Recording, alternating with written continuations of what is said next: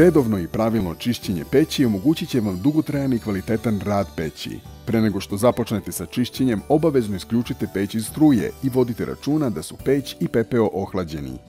U zavisnosti od kvaliteta peleta i intenziteta loženja, period čišćenja se povećava, odnosno smanjuje. Komora za sagorevanje. Polako otvorite vrata peći kako se nakupljeni pepeo ne bi razleteo usled brzog pokreta. Uklonite rešetku. Izvadite ložište i očistite sve otvore od pepela i šljake. Usisivačem usisajte pepeo iz komore za sagorevanje. Ložište vratite nazad i pažljivo postavite na svoje mesto. Posuda za pepeo mora se čistiti usisavanjem ili jednostavnim izbacivanjem pepela. Čišćenje je svakodnevno.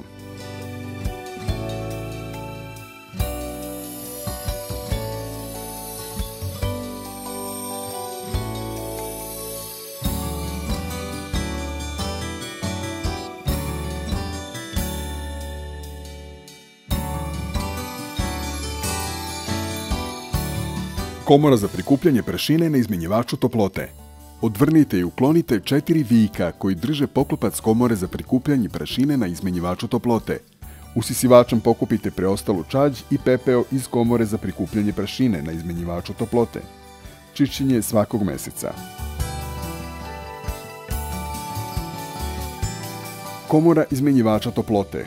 Držite gornji deo vatrootporne ploče, a donji vucite ka sebi. Uzmite vatrootpornu ploču obema rukama i nagnite je iz komore za sagorevanje, pazeći pritom da ploču ne udarite o druge delove peći. Temeljno očistite ceo zadnji deo izmenjivača toplote pomoću priložene četke, čak i unutrašnjost rupe na dnu. Čišćenje je nedeljno.